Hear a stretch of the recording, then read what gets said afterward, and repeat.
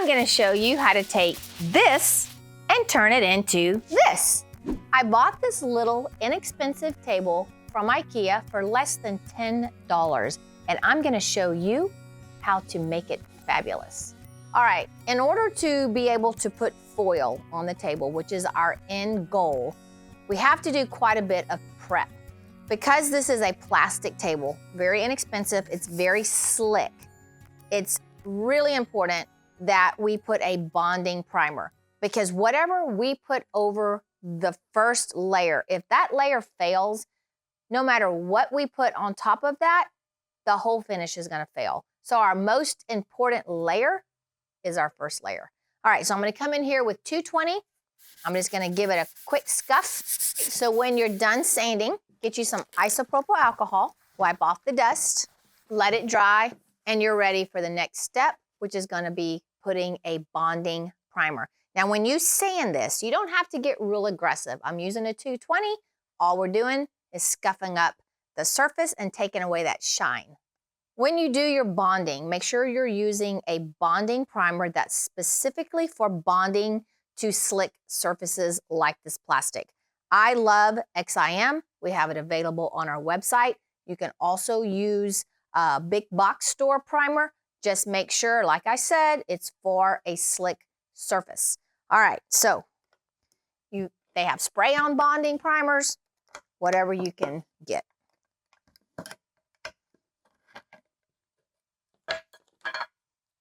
Now, the key to a bonding primer is to do it very thin. You don't want a thick buildup because you can do more than one coat. You can even roll this on, which is actually easier. I just happen to have a paintbrush. And you're gonna do very thin coats. All right, so I'm gonna do 2 very thin layers. I'll let it dry about an hour in between layers. And then what I'll do to make sure that my adhesion is good is I wanna be able to test it by scratching my fingernail.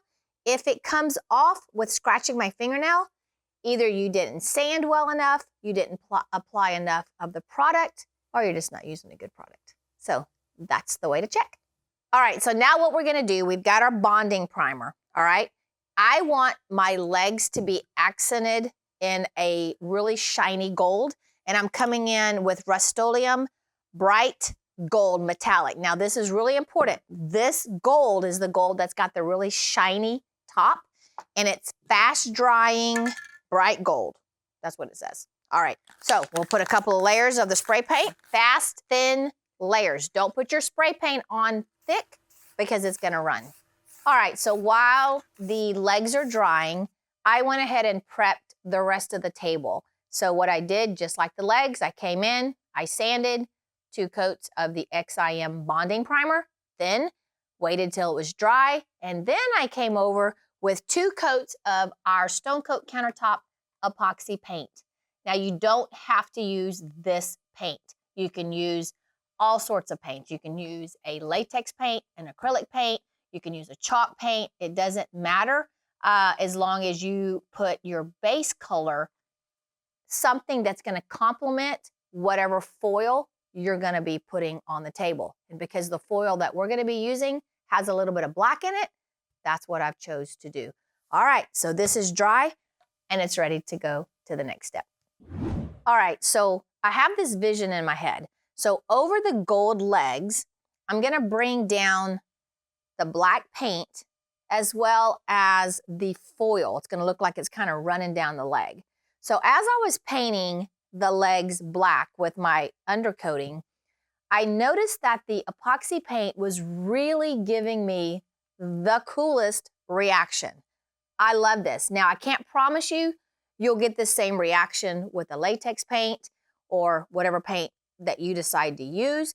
But in this case, it was a happy accident, and I'm going to embrace that and let it be in my design element. So like I said, the epoxy paint has given me a reaction. So I'm just gonna come down, and I want this to look like the black is just kind of fading down. So what I'm doing is just kind of dragging my paintbrush where I kind of want it to stop. And then what's happening is you're getting the reactions. You could even get real detailed and come down a little farther on one leg than you do on another leg. That's kind of cool. All right, so everything is dry on the tabletop. Now it's time to put the foil adhesive. Now, I've done foils for years, and by far, this is my very favorite foil adhesive. And the reason I say that is this foil adhesive, you can roll it, and it'll take about 45 minutes to tack up.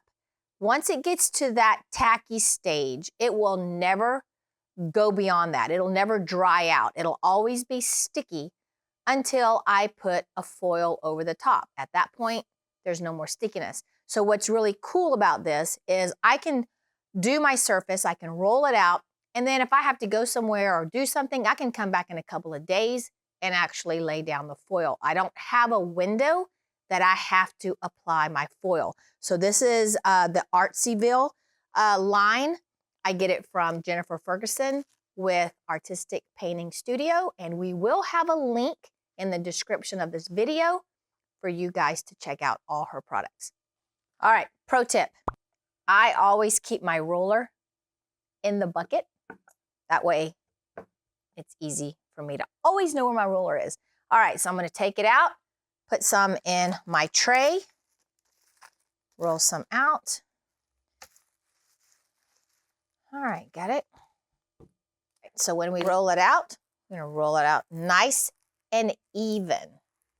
So our tray is just an aluminum tray we get at the dollar store, and I line it with press and seal. That way I can use my trays over and over again. I just pull up the press and seal and it's ready to go. All right, so now once it starts to roll out, I go very lightly, light pressure, roll it out so that I don't have hard roller lines, barely any pressure at all. If your adhesive gets really thick and tacky, you can add a little bit of water, but you don't want to thin it too much. You want to have that full-bodied material. All right, so I know a lot of you guys may be wondering why we had to put the bonding primer and the paint and then the adhesive. Why could we just not go straight over the black table that was already there? Actually, you probably could, but I am a firm believer in over prepping. The reason I don't go straight over the slick surface with the glue is I want to make sure that I have created a really good mechanical bond, and that's why I sanded, bonding primered, and then did the paint. So if you want to skip all those steps, I would suggest that you do a sample piece first before you proceed without doing any of that prep first. All right, so now let's take our leg. Now this is where it's going to get fun. I want some of the black to show through. It's going to be a layered effect. So now what I'm going to do, I'm going to come in with my paintbrush, and I'm going to do the same thing with the glue that I did with the paint. I'm going to come down and have it just kind of streaky like this. Because remember, the foil is only going to stick where there's adhesive. So now I'm creating a layered effect with the adhesive, and which will be then the foil. So I'm going to have foil, black paint, and then gold paint. So that's going to kind of give me my transition from my top to my leg. Okay, so the adhesive is dry. We actually went and had lunch, so it's been here a couple of hours, and we can go to the next step. Now, pro tip, how do you know when your adhesive is dry? Take your finger, touch the top, and when you hear it pop, you know it's ready to go. Take your finger, it's dry, it's clean, and we're ready for the next step. All right, so let's talk about what foils are. So foils are a pattern, and that pattern is put on a carrier, and that carrier in this instance is a clear piece of plastic. It's metallicized to that plastic. So what we're gonna do, the actual design is this side. That's the side we're gonna put down next to the adhesive. You're just seeing what's through the plastic when you look this way. So what we're gonna do, we're gonna lay it down, ugly side, what I call it, ugly side down. All right, so I want to create a little bit of a visual effect. So I like to do this. I don't do it on all my foils, but I think this foil would look really kind of cool, kind of rustic-y look. So what I'm gonna do, I'm gonna crunch it up.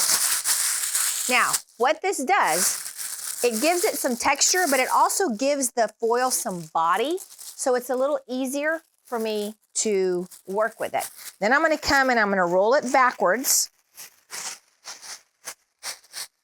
a little bit so it's a little easier for me to hold. And then I'm gonna start laying it down. All right, so I'm gonna give myself enough salvage on the edge so that when I get ready to do the edge, I have plenty to work with. And I'm just gonna kind of lay it down very lightly, just barely tap it with my fingers. And then I'm gonna pull it down. Now, I can readjust this, okay? I haven't pressed it hard, so I can readjust and get the wrinkles out. Now, I'm not really worried about all the wrinkles because I can readjust and reapply, and you'll see that. So I'm gonna come in with a soft rag first, and I'm just gonna rub it out. Now, don't do circular motions because what'll happen is that circular motion will transpose down into your finish. Also, as we press, we wanna leave about, I don't know, a half an inch or so away from the actual seam. If I were to go all the way to the edge of the foil, when I pull it up, I'm gonna have a hard edge, and then I won't be able to seamlessly put two pieces of foil together. You'd be able to see that seam. So I'm gonna leave that a very soft seam right here, okay? Now, you can see that I have wrinkles, and that's okay. I'm gonna pull them up. Also, what's really cool is if I were going for a really rustic look and I didn't want 100% coverage, let's just say I wanted it to look really vintage or worn, I would be happy with this. But I do want 100% coverage. So what I'm gonna do is come back. I've burped the paper up. I've allowed air to come back in. Now I'm gonna lay it down, and now I'm gonna use my scrubber and I'm gonna press it down. Again, I'm not gonna scrub it. I'm gonna lift, and then I'm gonna reapply. Now, I kind of like having the wrinkles because the wrinkles do give some really cool design element, and I am going for that real rustic look. And you can see, as I pull the plastic off, my foil is coming off of the carrier. It's staying on the adhesive. Again, I'm making sure I don't go all the way to that edge. Now I'm gonna come and do my sides the same way. Push it down. Now see these wrinkles? I'm not worried about that. If I bring them up, you can see where there's open space. But when I lay it back down and I scrub again, those are now closed. We'll pull that off. If I see there's a lot left on the plastic, I could always go back and re-scrub that area. And when I come back, you'll notice that it's all off the plastic. Now, you're not gonna get 100% release. It's gonna leave a little bit. So you need to understand that before you go into your project. Now, a way to make it less obvious of what foil is being left on the plastic, if I wanna make sure that no one knows there's voids like this, I would actually come and paint my substrate or my base color to really match my foil. So that way when I pull it off, you won't be able to tell where the foil did not stick. I like the contrast of the black and this foil because where it's not gonna stick, it's gonna really cause a cool visual. I like that. All right, so I'm gonna take this off.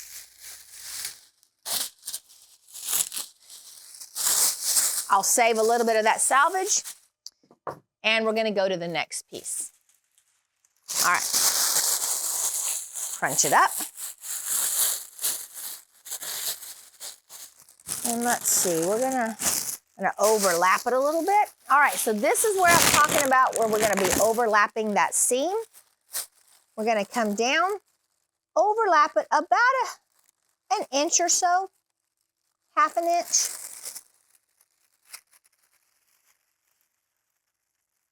Lay it down.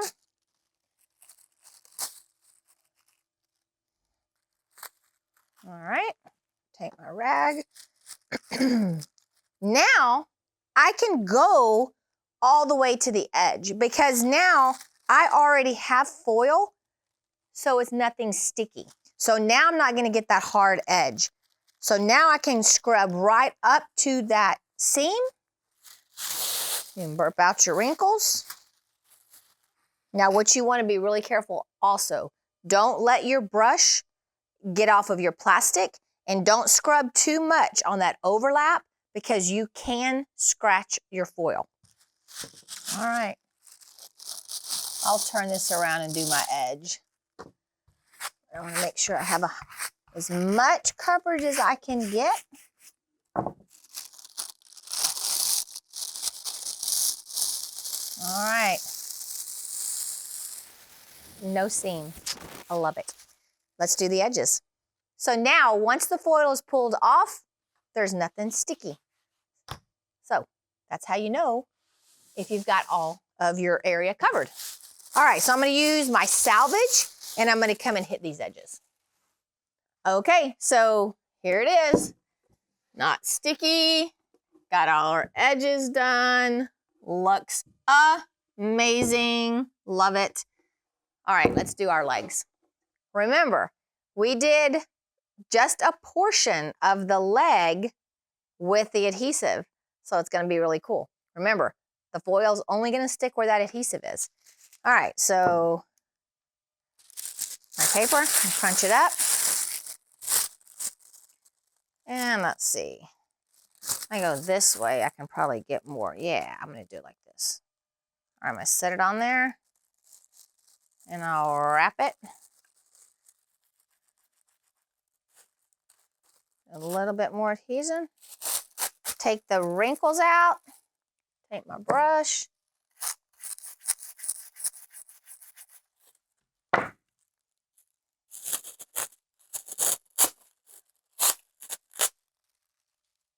All right, very cool. I love it.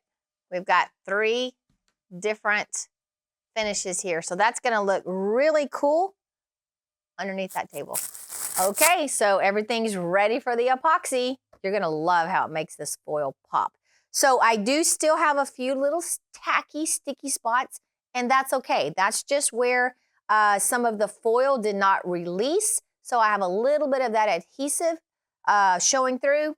No problem. As soon as that epoxy goes over the top, everything will be fine. All right, so I'm using the Art Coat.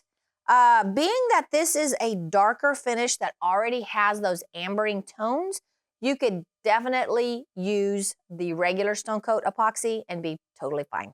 All right, so I'm doing 3 ounces per square foot, just like you would do a regular flood coat. And if you've never done a flood coat, we do have a video that is very descriptive, and we will link it in the description of this video. All right. Now, what I like to do is come in and torch it just a little bit, warm it up a little bit, and then I use my hand. Now, what you want to be really careful is if you're doing this on a really big area and you want to use your trowel, be very careful not to trowel this too hard. You have to barely use that trowel because at this point, with nothing on the foil, you can scratch it very easily. All right, so I'm just gonna Rub this out. And you can just see how this makes it just pop. Now, we're not going to epoxy the legs. We could, but there's really no reason to. What we're gonna do is after 24 hours and this coat of epoxy has cured for 24 hours, we're gonna come back with the ultimate top coat. Now, I'm actually doing this for a friend of mine, so I need to ask him what sheen he wants. Does he want the gloss or does he want the matte? So do me a favor, let me know what you would do if you had this. Would you go matte or would you go gloss? I'm kind of torn. I think the gloss would be really pretty, but I also think the matte would give it a really cool kind of a rustic look. And even over the gold legs, I think that matte would give that gold a really cool look. So let me know what you would do. I think I'm gonna say matte, but I guess it's not up to me, is it? Now this is something that I really try not to do is do epoxy on a 90-degree edge. When we construct and fabricate our countertops, we always round over our top and our bottom edge with a 1/4 inch round over bit. But since we couldn't do this with this little table, it's really important that you help that epoxy roll over the edge and you use your hand. Now I'm telling you what's gonna happen here. We're gonna have to babysit this a little bit. If you don't help the epoxy roll over the edge, you get surface tension because the epoxy starts to get right to this edge. The surface tension doesn't break except for every few places, and that's why you have these ripples. So it's really important that you break that surface tension with your hand, come over, rub those edges. Same thing if you're doing a laminate countertop and you haven't been able to round over that edge. This is super important that you do this so that you get nice, pretty, even edges. Because the bottom right here is a 90-degree edge. It's not rounded over. What's gonna happen, this epoxy is gonna roll over and you're gonna also build up surface tension right here on this edge. Your epoxy is gonna build up, and because your epoxy is gonna start setting up and curing, it's going to not want to drip. So as it cures, it's gonna develop a little ridge right here. So the way to keep that from happening is every couple of hours, just run your hand down the bottom of that ridge, take that extra epoxy off, and you won't get that little ridge right there. Okay, everything's down. I'm gonna let this cure for 24 hours and we'll come back tomorrow and we'll put the ultimate top coat. All right, guys, so it's been 24 hours. The surface is dry and we're ready to go to our next step, which is to apply the ultimate top coat.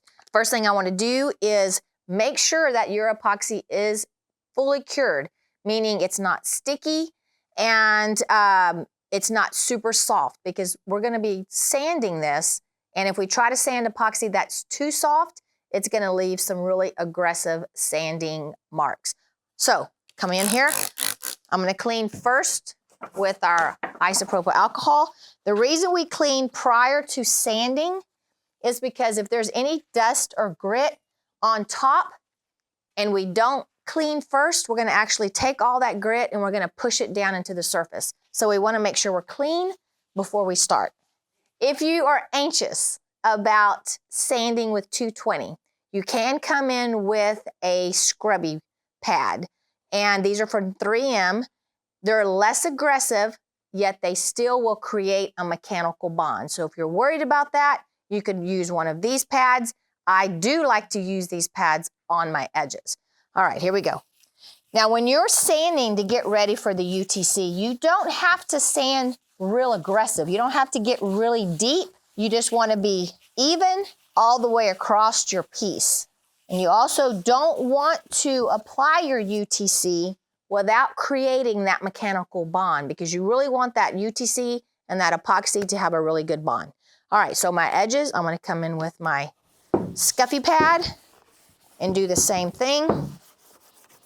We have a whole video, very detailed, on how to apply, mix, and do your ultimate top coat, and we will link that video in the description of this video. It'll also be at the end of this video for you to click and watch. All right, so we've sanded, and now we're gonna clean. All right, guys, so I don't sand my legs, or I didn't sand my legs, because this spray paint will scratch really, really easy, but I did etch it with clear matte spray paint. So that's gonna give it a nice, good finish. That's gonna create a bond with my UTC. Remember, my legs don't have epoxy. I'm going straight over the paint with the UTC. Alrighty, so I'm gonna go mix up my product. Remember, with UTC, I'm on a very, very short open time schedule. I've got about 15 minutes. All right, so I've got everything mixed up. I'm on the clock. I've got about 15 minutes at the most. I am doing the UTC gloss. All right, so I'm gonna load up my roller, make sure I have plenty of product. And like I said, there is a very detailed video of this process that I will link. The key to getting a good finish with your UTC is to put plenty of product when you start out. With my wet roller, I lay it down, and then I'll come back and I'll back roll the heavy lines that I create. All right, so I'll do all my edges. I like to do my edges after I do my top, because often the edges will leave an indentation in your roller, and I want to make sure that indentation doesn't transpose onto my surface. All right, come back with my dry roller, and very lightly, I'm gonna do just one pass.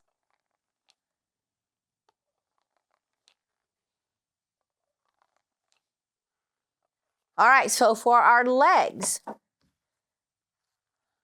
I'm just gonna hold them and then do the same thing.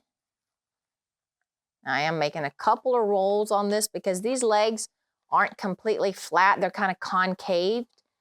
So I'm having to kind of roll over them a couple of times. All right. All right, I'll do the other 3 legs like this. Same way, apply the UTC. We'll come back in 24 hours and we will put this table together. 24 hours later, here we go. Our little table is complete. And isn't it cute? I just love this little thing. Look at that. So much detail. Turned out amazing. All right, guys, so you can buy all of these products on my website, RK3Designs.com. I'll have a link to Artistic Painting Studio on my website, which will show you all of these foils, the foil adhesives, and a ton of other really cool products. So check that out. And guys, please give me a thumbs up, subscribe to our channel.